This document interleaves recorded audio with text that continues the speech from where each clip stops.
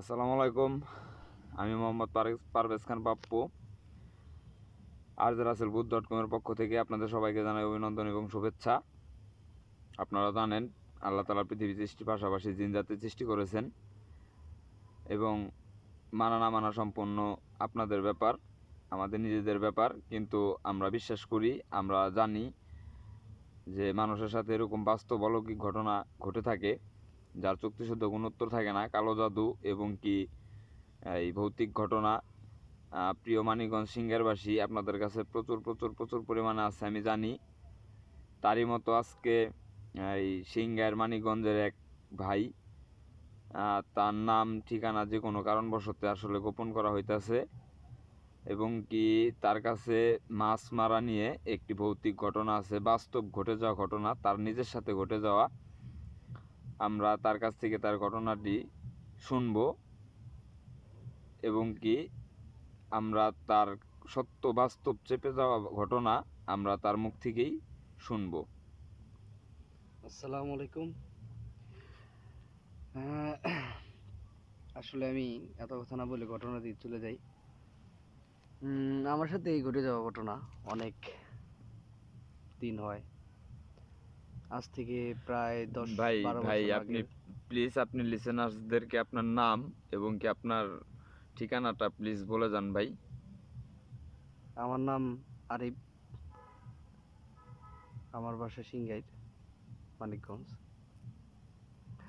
আহ, যাই হোক, ঘটনাতে চলে যাই। প্রায় আজ থেকে 10-12 বছর আগেকার ঘটনা।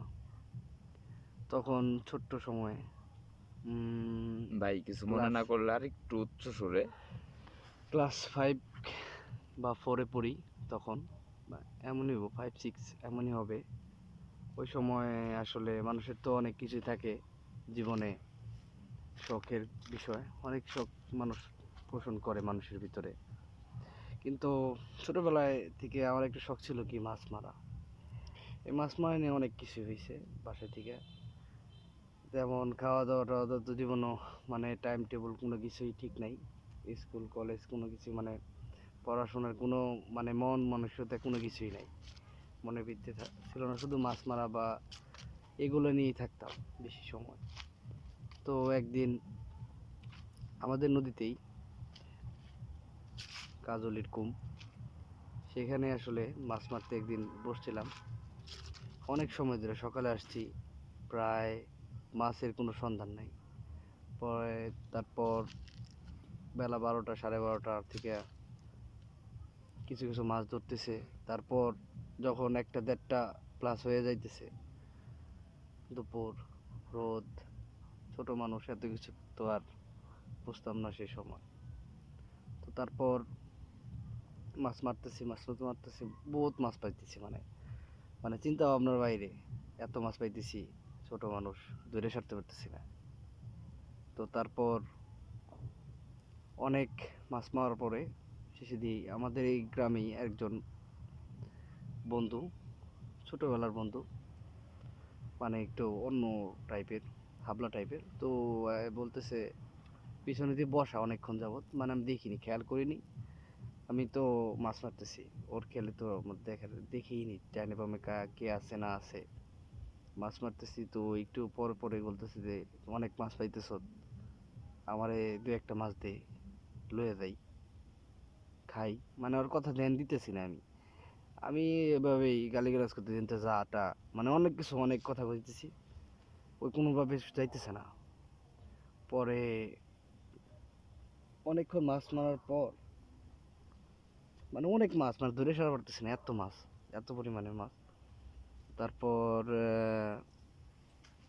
যখন দেখি, মানে রাখতেছি আমি, মানে দেখতেছি না পলিথিনে কয়টা মাছ আছে বা ব্যাগের ভিতরে কয়টা মাছ আছে, রাখলাম কয়টা বা কি, আমি তো মাছ মারতেছি আর রাখতেছি ব্যাগের ভিতরে। পরে একটা সময় দেখলাম ব্যাগের ভিতরে 2-1টা মাছ, মাছ কই গেল কই? আশেপাশে চাই দেখতেছি ওইও নাই, কেউই নাই, কোনো মানে নদীর মধ্যে একটা মানুষ বলতে কি কিছুই নাই। যাই হোক, তারপরে আর দেখি ওই একটু পরে মানে বড়শি নিয়ে আইতেছে, বসি নিয়ে আসার পরে কইতেছে যে আমিও মাছ মারো। আমার কাছে এই জিনিসটা লাগলো যে ওই এখানে বসেছিল, কোন সম গেল বাসায়, কোন সম মাছ নিয়ে আসলো, মানে মাছ মারার জন্য আসলো। মানে এটি ভাবতে ভাবতে তারপরে থেকে মনে হয় আমার আর নদীতে মাছ মারা হয় নাই ওর পরে থেকে। মানে এটাই অনেক দিন নিজের ভিতরে পুষে রাখছিলাম। তো বড় ভাই পাপ্পু তার রিকোয়েস্টে আসলে ঘটনাটা আপনাদের সাথে সবার সাথে শেয়ার করলাম। জানি না আসলে আমার সাথে কি হয়েছিল ওই দিন, মানে আমি কোনো কিছুই মিলাইতে পারিনি সেই দিন। যাই হোক, যদি ঘটনা অনেকজনে মিথ্যা বলতে পারে, কেউ সত্য বলতে পারে, আসলে আমার সাথে ঘটে গেছে যে সত্য ঘটনাটা, সেটাই আসলে পাপ্পু ভাইকে বললাম। পাপ্পু ভাই বললো দাঁড়ান, আমি তো আমাকে যখন বললেন আমার অডিয়েন্স আছে, অনেকজনে আমাকে দেখে, আমার কথা শুনে বুঝে, তারা আসলে কি সত্যটা কি মিলাইতে পারে কি না পারে, তাই জানার জন্য ভাই বললো একটু দাঁড়াও, একটু সময় দাও আমাকে, আমিও কিছু মানুষে তোমার এই অলৌকিক ঘটনাটা শোনানোর জন্য কিছু। যাই হোক ভাই, অনেক কথাই বললাম। আমার ঘটনা এই পর্যন্তই ছিল, সত্য না মিথ্যা তা আপনারা বিবেচনায় রাখবেন। ধন্যবাদ প্রিয় ভাই তার ঘটনা শেয়ার করার জন্য। ভালো লাগলে অবশ্যই আপনারা আমাদেরকে পরবর্তী টাইমে আপনারা বা যদি ঘটনা পছন্দ হয় আপনাদের, আসলে বিশ্বাস করা না করা সম্পূর্ণ আপনাদের ব্যাপার, কিন্তু জিন জাতি আছে এবং কি তার আমাদের আশেপাশে আছে। আশা করি ঘটনা আপনাদের সবার ভালো লাগবে। এই বলে ঘটনাটি শেষ করলাম।